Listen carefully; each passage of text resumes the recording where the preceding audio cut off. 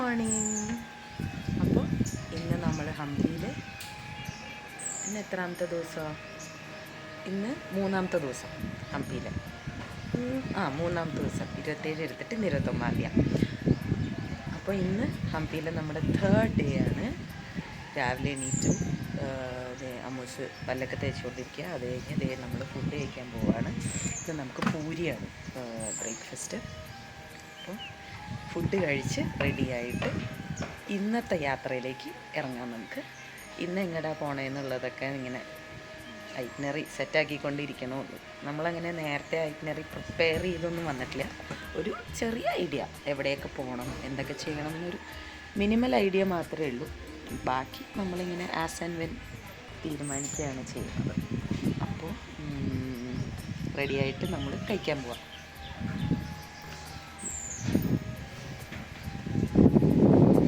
ഒരെണ്ണം വന്നിട്ടുണ്ട്, മുടി കെട്ടി വയ്ക്കുക രാവിലെ. നല്ല കാറ്റാണ് ഇവിടെ, ഭയങ്കര സുഖമായിട്ട് ഫുഡ് കഴിക്കാനായിട്ട്. ഞങ്ങൾക്ക് ഭയങ്കര ഇഷ്ടപ്പെട്ട ഒരു സ്റ്റേ. വാ കഴിക്കാതിരിക്കും, അമ്മ വാ കഴിക്കാൻ വാ.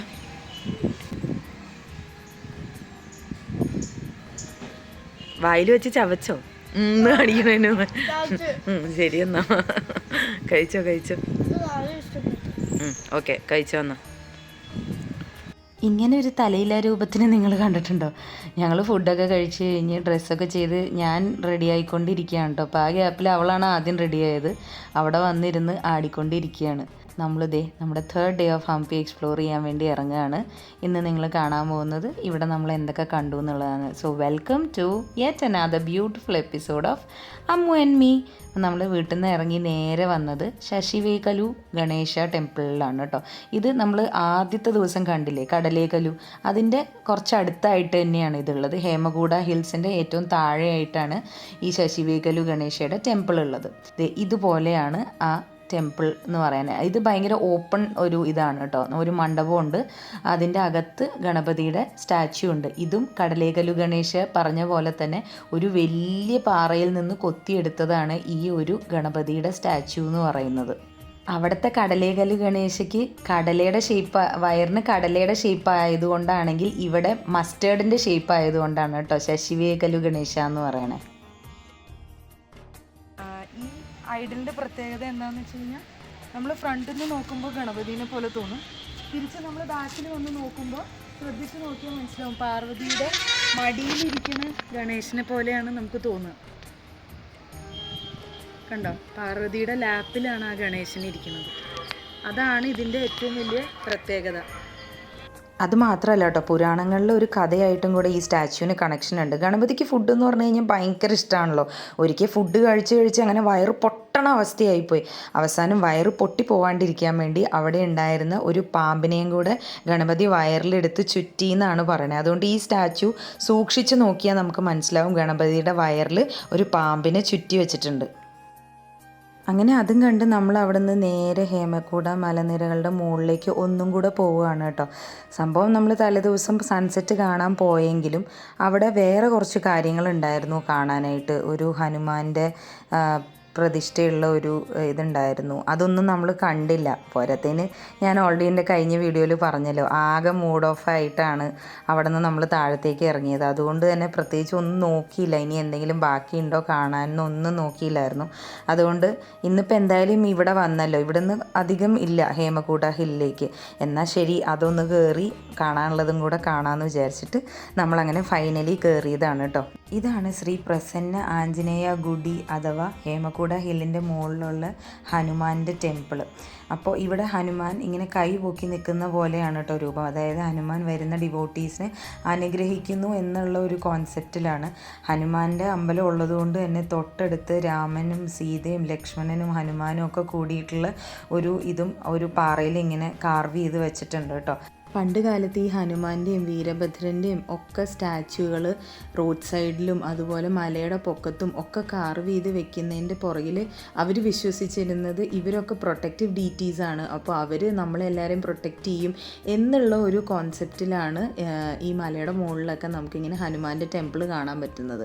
അപ്പം ഞാൻ നേരത്തെ പറഞ്ഞ പോലെ ഹനുമാൻ്റെ ടെമ്പിൾ മാത്രമല്ല കേട്ടോ, അവിടെ വീരഭദ്രനെയും കൂടെ ഒരു സ്റ്റാച്യൂവും കൂടെ അവിടെ കാർവ് ചെയ്ത് വെച്ചിട്ടുണ്ടായി. അത് കഴിഞ്ഞ് നമ്മളിതേ പയ്യെ മലയുടെ പൊക്കത്തുനിന്ന് താഴത്തേക്ക് ഇറങ്ങുകയാണ്. ഇറങ്ങുമ്പോൾ ഇതുപോലെ കുറേ സ്കൂൾ പിള്ളേർ വന്നിട്ടുണ്ടായിരുന്നു എക്സ്കർഷന് വേണ്ടിയിട്ട്.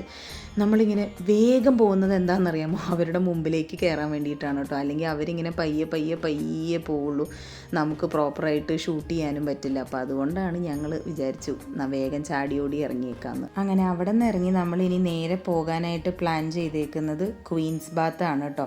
ക്വീൻസ് ബാത്തിൻ്റെ ആ സ്ഥലത്തേക്ക് പോയാൽ അവിടെ അത് മാത്രമല്ല വേറെയും കുറേ സംഗതികളുണ്ട് കാണാനായിട്ട്. അപ്പോൾ ആ ഒരു ഒറ്റ സ്പോട്ടിൽ പോയാൽ അവിടെ നിന്ന് നമുക്ക് പല പല കാര്യങ്ങൾ കാണാൻ പറ്റും. അതുകൊണ്ടാണ് നമ്മൾ നേരെ അങ്ങോട്ട് പോകാമെന്ന് വിചാരിച്ചത്. ഇതാണ് ക്വീൻസ് ബാത്ത്. നമ്മുടെ റോയൽ എൻക്ലോഷറിൻ്റെ കുറച്ച് അടുത്തായിട്ടാണ് കേട്ടോ ഇതുള്ളത്. പുറമേ നിന്ന് നോക്കുമ്പോൾ നമുക്ക് തോന്നും ഇതിപ്പോൾ എന്താ ഇത്ര കാണാനുള്ളത്, ഭയങ്കര ഒരു സിമ്പിൾ സ്ട്രക്ചറാണ് നമ്മൾ പുറമേ നിന്ന് നോക്കുമ്പോൾ. പക്ഷേ അകത്തേക്ക് കയറി കഴിയുമ്പോൾ ഉണ്ടല്ലോ നമ്മളിങ്ങനെ കണ്ണ് തള്ളി നിന്ന് പോവും. അവിടുത്തെ ഒരു ആർക്കിടെക്ചർ നമ്മളിങ്ങനെ ഭയങ്കരമായിട്ട് മെസ്മറൈസ്ഡ് ആയി പോകുന്ന രീതിയിലാണ് അതിൻ്റെ ഒരു ഇൻറ്റീരിയർ എന്ന് പറയുന്നത്. അപ്പോൾ വളരെ സിമ്പിളായ ഒരു എക്സ്റ്റീരിയറും ഭയങ്കര ബ്യൂട്ടിഫുൾ ആയിട്ടുള്ളൊരു ഇൻറ്റീരിയറും ആണ് ഇവിടെ ഉള്ളത്.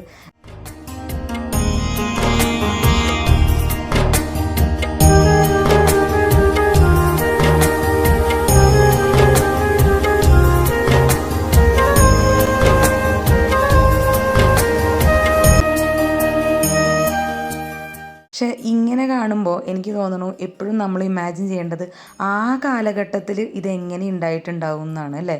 ഇപ്പോൾ ഇതാണ് ഭംഗിയെങ്കിൽ അത്ര ബ്യൂട്ടിഫുൾ ആയിട്ടുള്ള പെയിൻറ്റും കളറും ഒക്കെ വന്നിരുന്നു കഴിഞ്ഞാൽ ഇത് കാണാൻ എന്തൊരു ഭംഗിയായിരിക്കും, പറഞ്ഞറിയിക്കാൻ പറ്റില്ല ആ ഒരു ഭംഗി. അങ്ങനെ അവിടെ നിന്ന് ഇറങ്ങി കുറച്ച് നേരം പുറത്ത് നല്ലൊരു ലോൺ ഉണ്ടായിരുന്നു. നമ്മളവിടെ കുറച്ച് നേരമൊക്കെ ഇരുന്നു, 1-2 റീലൊക്കെ ഷൂട്ട് ചെയ്യാനുണ്ടായിരുന്നു, അതൊക്കെ ഷൂട്ട് ചെയ്തു. അടുത്ത സ്ഥലം കാണാൻ പോവാം. പക്ഷേ ഞാൻ പറഞ്ഞില്ലേ നല്ല വെയിലായിരുന്നു, അതുകൊണ്ട് ഭയങ്കര ദാഹമായിരുന്നു. നമ്മൾ ഒരു സ്ഥലത്ത് കയറി സോഡ കുടിക്കാൻ വേണ്ടി കയറിയതാണ്. അങ്ങനെ അതൊക്കെ കുടിച്ച് കഴിഞ്ഞിട്ട് ഞാൻ അടുത്ത സ്ഥലത്തേക്ക് കയറാൻ വേണ്ടിയിട്ടുള്ള രജിസ്ട്രേഷൻ എടുക്കുകയാണ് കേട്ടോ. ഇവിടെ ചില മോണ്യുമെൻറ്റ്സ് കാണണമെങ്കിൽ നമ്മൾ പേയ്മെൻറ്റ് കൊടുക്കണം. അപ്പോൾ അത് നമുക്ക് ഗവൺമെൻറ് ഒഫീഷ്യൽ സൈറ്റിൽ കയറി ഒരു ലിങ്ക് ഉണ്ടാവും, ആ ലിങ്ക് വഴി കയറി പേയ്മെൻറ്റ് ചെയ്ത് കഴിഞ്ഞാൽ നമുക്ക് കയറി കാണാൻ പറ്റും. അങ്ങനെ അതൊക്കെ ചെയ്തു കേട്ടോ. ഇനി നമ്മൾ കാണാൻ പോകുന്നത് അടുത്തൊരു ബ്യൂട്ടിഫുൾ മോണ്യുമെൻ്റാണ്. അതാണ് അവിടുത്തെ ലോട്ടസ് മഹൽ. നിങ്ങൾ ഹംപി പോയാൽ ഡെഫിനറ്റ്ലി നമ്മൾ കണ്ടിരിക്കേണ്ട ഒരു സ്ഥലം തന്നെയാണ്. എനിക്ക് പേഴ്സണലി ഒരു ഒറ്റ കാര്യത്തിലെ ഒരു ബുദ്ധിമുട്ട് തോന്നിയുള്ളൂ. ബിക്കോസ് നമ്മൾ പോയതൊരു വീക്കെൻഡിലായിരുന്നു, അതുകൊണ്ട് തന്നെ അത്യാവശ്യം നല്ല റഷ് ഉണ്ടായിരുന്നു. അപ്പം നമുക്ക് സമാധാനമായിട്ട് നിന്ന് കാണാൻ പറ്റുന്നുണ്ടായിരുന്നില്ല. കുറച്ച് കഴിഞ്ഞപ്പോൾ ഭയങ്കരമായിട്ടൊരു ഇറിറ്റേഷൻ ഫീൽ ചെയ്ത് തുടങ്ങി. കാരണം ഒന്നാമത് ഭയങ്കര ചൂട്, എന്താണെന്നറിയില്ല, അന്ന് ഭയങ്കര അസഹനീയമായ ചൂടായിരുന്നു. അപ്പം ആ ചൂടത്ത് ഇങ്ങനെ ഭയങ്കര ബഹളവും എല്ലാം കൂടി ആയിട്ട് നമ്മൾ എവിടെ ഒന്ന് നിന്ന് കാണാമെന്ന് വിചാരിച്ചാലും അപ്പം അവിടെ ആൾക്കാർ വരും, ഫോട്ടോസ് എടുക്കാൻ വരും. അപ്പോൾ അങ്ങനെയൊക്കെ ആയതുകൊണ്ട് നമുക്കും പ്രോപ്പറായിട്ട് ഷൂട്ട് ചെയ്യാൻ പറ്റുന്നില്ല. അതിൻ്റെ ഒരു ചെറിയ ഇറിറ്റേഷൻ മാത്രമേ എനിക്കുണ്ടായിരുന്നുള്ളൂ. പക്ഷെ നമുക്കൊരു സ്ഥലത്ത് പോകുമ്പോൾ അങ്ങനെ വാശി പിടിക്കാൻ പറ്റില്ലല്ലോ, നമ്മൾ മാത്രമേ ഉണ്ടാവാൻ പാടുള്ളൂ എന്ന്. അതുകൊണ്ട് പിന്നെ അതങ്ങ് പോട്ടെ എന്ന് വിചാരിച്ചു. അപ്പോൾ ഈ ലോട്ടസ് മഹൽ എന്ന് പറയുന്നതിന് വേറൊരു പേരും കൂടി ഉണ്ട് കേട്ടോ, ചിത്രാഗ്നി മഹൽ എന്നാണ് പറയുക. ഇത് ബേസിക്കലി ഒരു ഇൻഡോ ഇസ്ലാമിക് സ്റ്റൈലിലാണ് പണിതേക്കുന്നത്. ഒരു 2 സ്റ്റോറീഡ് ബിൽഡിംഗ് ആണ്, അല്ലെങ്കിൽ സ്ട്രക്ചർ ആണെന്ന് വേണമെങ്കിൽ പറയാം.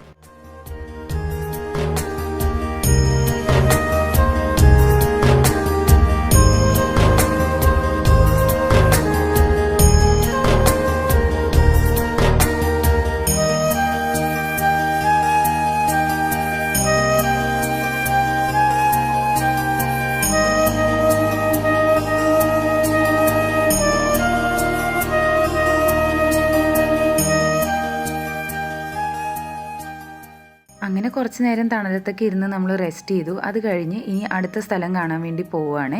അത് എന്താണെന്ന് വെച്ച് കഴിഞ്ഞാൽ എലിഫൻറ്റ് സ്റ്റേബിളാണ്. എലിഫൻറ്റ് സ്റ്റേബിൾ എന്ന് വെച്ചാൽ പണ്ട് കാലങ്ങളിൽ ഈ എംപയറിൽ ഒരുപാട് ആനകളൊക്കെ ഉണ്ടാവുമല്ലോ, അപ്പോൾ അവരെയൊക്കെ സംരക്ഷിക്കാൻ വേണ്ടി ഉണ്ടാക്കിയ ഒരു സ്ട്രക്ചറാണ് എലിഫൻറ്റ് സ്റ്റേബിൾ എന്ന് പറയുന്നത്. ഇതിൽ മൊത്തത്തിൽ ഒരു 11 ചേമ്പേഴ്സ് ഉണ്ട്. അതിൽ 10 ചേമ്പർ, അതായത് നടുക്കലത്തെ ചേമ്പർ ഒഴിച്ച് ബാക്കിയുള്ള 10 ചേമ്പറും ഇസ്ലാമിക് സ്റ്റൈലിലാണ് പണിതേക്കുന്നത്. പക്ഷേ നടുക്കുള്ള ആ ചേമ്പർ പണ്ടത്തെ വിജയനഗര അമ്പലങ്ങളുടെ ഒരു സ്ട്രക്ചർ, അതിൻ്റെ ഒരു ആർക്കിടെക്ചർ വെച്ചിട്ടാണ് പണിതേക്കുന്നത്. അതുകൊണ്ട് തന്നെ എലിഫൻറ്റ് സ്റ്റേബിൾ ഒരു ഇൻഡോ ഇസ്ലാമിക് ആർക്കിടെക്ചറാണ്. അത് മാത്രമല്ല കേട്ടോ, ഈ വിജയനഗര സാമ്രാജ്യം ആക്രമിക്കപ്പെട്ടപ്പോൾ ഒരുപാട് സ്ഥലങ്ങൾ നശിച്ചു പോയില്ലേ. പക്ഷെ അതിൽ കുറച്ച് ലീസ്റ്റ് ഡിസ്ട്രോയിഡ് എന്ന് പറയുന്ന വളരെ കുറച്ച് സ്ട്രക്ചേഴ്സേ ഉള്ളൂ. അതിൽ ഒന്നാണ് ഈ എലിഫൻറ്റ് സ്റ്റേബിൾ എന്ന് പറയുന്നത്. പിന്നെ അവിടെ തന്നെ തൊട്ടടുത്തുള്ളതാണ് ഈ ഒരു വാച്ച് ടവറും.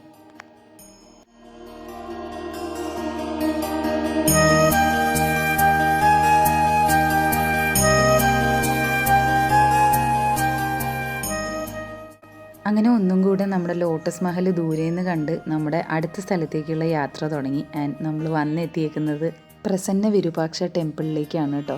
പറയപ്പെടുന്നത് 1980 ഈ അമ്പലം കണ്ടുപിടിക്കപ്പെട്ടതെന്നാണ്. അതിന് മുന്നേയുള്ള 400 കൊല്ലത്തോളം ഈ അമ്പലം മണ്ണിൻ്റെ അടിയിലായിരുന്നു എന്നാണ് പറയണത്.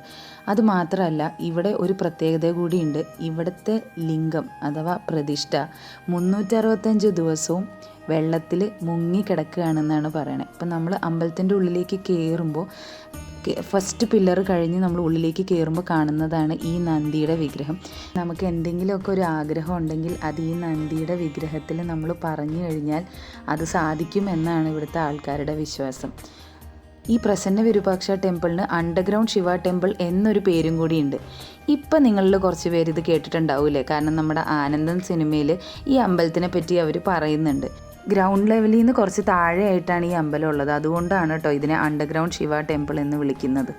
പക്ഷേ അൺഫോർച്ചുനേറ്റ്ലി നമുക്കിന്ന് അറ്റം വരെ പോകാൻ പറ്റിയില്ല. കാര്യം ഇന്ന് അതിന് പറ്റിയൊരു കോസ്റ്റ്യൂമിലല്ല നമ്മൾ വന്നേക്കുന്നത്. അതുകൊണ്ട് ഏറ്റവും ഉള്ളിലേക്ക് കയറാൻ പറ്റിയില്ല.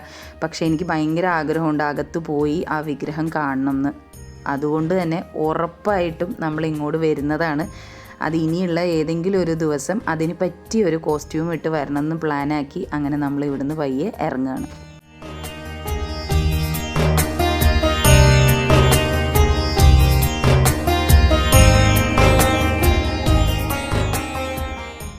രാവിലെ ബ്രേക്ക്ഫാസ്റ്റും കഴിഞ്ഞ് ഇറങ്ങിയതാണ്. വയറ് നല്ലോണം ചീത്ത വിളിക്കാൻ തുടങ്ങി. കാരണം സമയം ഏകദേശം 3:30-4 മണിയോട് അടുക്കാറായി. അങ്ങനെ ഫുഡ് കഴിക്കാൻ വേണ്ടി നമ്മൾ വന്നേക്കുകയാണ്. ഇവിടെ നമ്മൾ കുറച്ച് ദിവസം മുന്നേ വന്നിട്ടുണ്ടായിരുന്നു, 2 ദിവസം മുന്നേ. ഏതാണെന്നറിയാമോ? Mango tree restaurant. അന്ന് ഞാൻ പറഞ്ഞിട്ടുണ്ടായിരുന്നില്ലേ, അകത്ത് കയറിയാൽ നമുക്ക് അലാക്കാട്ടെ ഫുഡ് കഴിക്കാൻ പറ്റും, പുറത്തായിരുന്നു ആ ബുഫേ പോലെ ഉണ്ടായിരുന്നതെന്ന്. അപ്പോൾ ഇന്ന് നമ്മൾ ഉള്ളിൽ കയറി അലാക്കാട്ടെ കഴിക്കാമെന്ന് വിചാരിച്ചു. അങ്ങനെ കയറി നമുക്ക് വേണ്ട സാധനങ്ങളൊക്കെ ഓർഡർ ചെയ്തു. നല്ല അടിപൊളി ഫുഡായിരുന്നു കേട്ടോ, ഭയങ്കര ടേസ്റ്റ് ആയിരുന്നു, പറയാണ്ടിരിക്കാൻ പറ്റില്ല. നമ്മുടെ നാട്ടിലൊന്നും ഇത്രയും ടേസ്റ്റി വെജിറ്റേറിയൻ ഫുഡ് കഴിച്ചിട്ടില്ല. അങ്ങനെ അതൊക്കെ കഴിച്ച് നമ്മൾ വീണ്ടും എക്സ്പ്ലോർ ചെയ്യാൻ വേണ്ടി ഇറങ്ങിയേക്കാണ്. ഇപ്പോൾ നമ്മളൊരു പരതലിലാണ് കേട്ടോ. ഈ പുഷ്കരണി എന്ന് പറഞ്ഞ സ്ഥലം കണ്ടുപിടിക്കാനായിട്ട് നമുക്കറിയില്ലല്ലോ ഈ ഹംപി നിറച്ചും പുഷ്കരണിയാണ്. ഇവർ എല്ലാവരും ഈ വാട്ടർ ടാങ്കിനെ പുഷ്കരണി എന്നാണ് പറയണത്. പക്ഷെ നമ്മുടെ വിചാരം ആകെ ഒരു പുഷ്കരണിയേ ഉള്ളൂ എന്ന്. അങ്ങനെ പുഷ്കരണി അന്വേഷിച്ച് അത് കണ്ടില്ല. അതിനു പകരം നമ്മളൊരു തൊട്ടടുത്തുള്ള കൃഷ്ണൻ്റെ അമ്പലം കണ്ടു. ഓർക്കുന്നുണ്ടോ, നമ്മൾ ആദ്യത്തെ ദിവസത്തെ ഹംപി എക്സ്പ്ലോർ ചെയ്യാൻ ഇറങ്ങിയപ്പോൾ ഞാൻ പറഞ്ഞായിരുന്നു ഈ സ്ഥലം നോക്കി വെച്ചിട്ടുണ്ട്, കുറച്ച് ദിവസം കഴിയുമ്പോൾ വരണം എന്നാണ് പ്ലാനിന്. അങ്ങനെ ആ കൃഷ്ണ ടെമ്പിൾ കാണാൻ വേണ്ടിയാണ് നമ്മൾ വന്നേക്കണേ കേട്ടോ. ഈ അമ്പലത്തിൻ്റെ ഭംഗീനെ പറ്റി ഞാൻ കൂടുതൽ പറഞ്ഞ് കുളമാക്കണേലും നല്ലത് നിങ്ങൾ സ്വന്തമായിട്ട് ഇത് കാണുന്നതാണ് കേട്ടോ. കാരണം നമ്മൾ ഏകദേശം ഒരു ഗോൾഡൻ അവറിൻ്റെ ടൈമിലാണ് അമ്പലത്തിലെത്തിയത്. അതുകൊണ്ട് തന്നെ അവിടുത്തെ ഭംഗി പറഞ്ഞറിയിക്കാൻ പറ്റില്ല, അത്ര ഭംഗിയായിരുന്നു കാണാനായിട്ട്.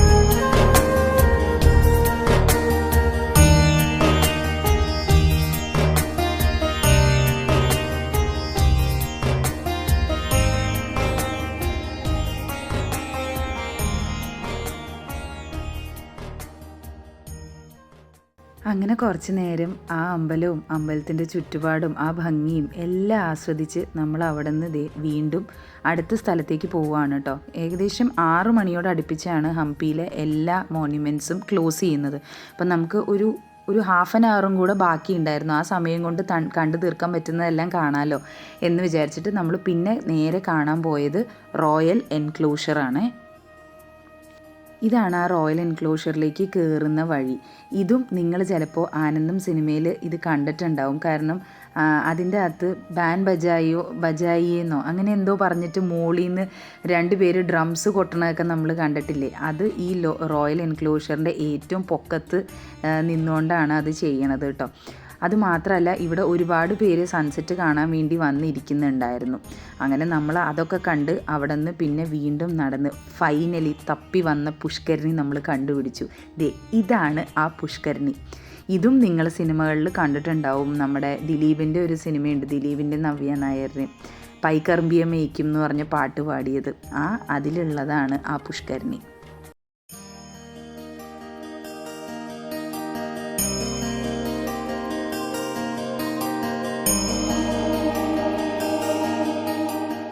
നമ്മൾ നേരത്തെ ആ റോയൽ എൻക്ലോഷറിൻ്റെ മേളിലോട്ട് കയറിയില്ലായിരുന്നു കേട്ടോ. കാരണം അങ്ങോട്ട് കയറാൻ നിന്നപ്പോഴാണ് പുഷ്കരണി എന്ന് പറഞ്ഞ് കണ്ടത്. അപ്പോൾ അത്രയും നേരം തപ്പി നടന്ന സാധനം കണ്ട എക്സൈറ്റ്മെൻറ്റിൽ നേരെ അങ്ങോട്ട് ഓടിപ്പോയി.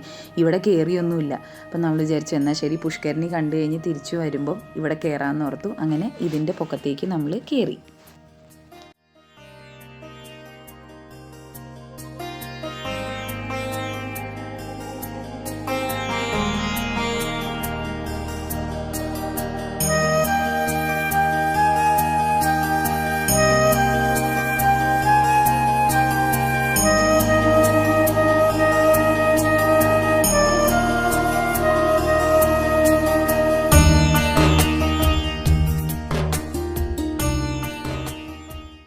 അങ്ങനെ അതിൻ്റെ മേളിൽ നിന്നുള്ള വ്യൂ എല്ലാം കണ്ട് നമ്മൾ പയ്യെ താഴത്തേക്ക് ഇറങ്ങുകയാണ്. ഏകദേശം നമ്മുടെ 3rd day of Hampi exploration ഇവിടെ തീരുകയാണ് കേട്ടോ. ഇനി ഇതിൽ വേറെ സ്ഥലങ്ങളൊന്നും കാണാൻ പറ്റില്ല. കാരണം ഞാൻ ഓൾറെഡി പറഞ്ഞല്ലോ ഏകദേശം 6 മണിയോട് അടുപ്പിച്ച് എല്ലാ മോണ്യുമെൻറ്റ്സും അവർ ക്ലോസ് ചെയ്യുകയും ചെയ്യും. അതല്ല മാത്രമല്ല കേട്ടോ, ആ സമയമാകുമ്പോഴേക്കും ഏകദേശം അത്യാവശ്യം നല്ല ഇരുട്ടാവുകയും ചെയ്യും. പിന്നെ നമുക്ക് അവിടെ പ്രത്യേകിച്ചൊന്നും കാണാൻ പറ്റില്ല. അതുകൊണ്ട് തന്നെ ഇന്നത്തെ ഒരു ദിവസം നമ്മൾ പയ്യെ ഇവിടം കൊണ്ട് വൈൻഡപ്പ് ചെയ്യാമെന്ന് വിചാരിക്കുകയാണ്. ബാക്കി സ്ഥലങ്ങൾ ഇനി അടുത്ത ദിവസങ്ങളിലായിട്ട് കണ്ടു തീർക്കാമല്ലോ. അങ്ങനെ എന്തായാലും ഒരു അടിപൊളി ദിവസമായിരുന്നു കേട്ടോ ഇന്നത്തെ ഡേ 3. ഞങ്ങൾക്ക് ഭയങ്കര ഇഷ്ടപ്പെട്ടു. ഒരുപാട് സ്ഥലങ്ങൾ കാണാൻ പറ്റി. കഴിഞ്ഞ ദിവസങ്ങളിൽ കണ്ടതിനേക്കാട്ടിലും നമ്പർ ഓഫ് സ്ഥലങ്ങൾ കുറച്ച് കൂടുതലാണ് കണ്ടത്. കാരണം എല്ലാ സ്ഥലങ്ങളും ഇങ്ങനെ അടുപ്പിച്ചായതുകൊണ്ട് നമുക്ക് പെട്ടെന്ന് ഓരോ സ്ഥലങ്ങളിൽ പോയിട്ട് എല്ലാം കാണാൻ സാധിക്കുമായിരുന്നു.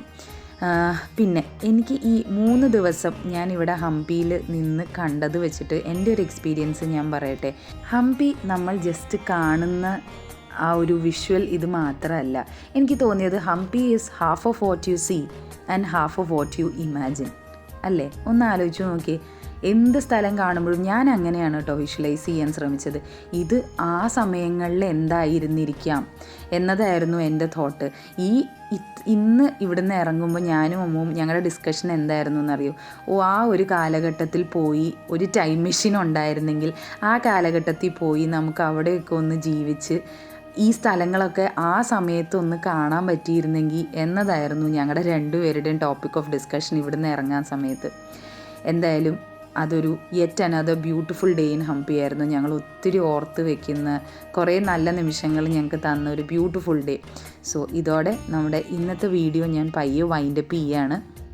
ഇന്നത്തെ വീഡിയോ നിങ്ങൾക്ക് ഇഷ്ടപ്പെട്ടു എന്ന് വിചാരിക്കുന്നു. നിങ്ങളുടെ അഭിപ്രായങ്ങൾ പതിവ് പോലെ കമൻ്റായിട്ട് പറയുക. ഞങ്ങളെ ഒന്ന് ഷെയർ ചെയ്ത് സബ്സ്ക്രൈബ് ചെയ്ത് സപ്പോർട്ട് ചെയ്യുക. ഇനി അടുത്ത വീഡിയോ ആയിട്ട് കാണുന്നത് വരേക്കും bye from Ammu and me.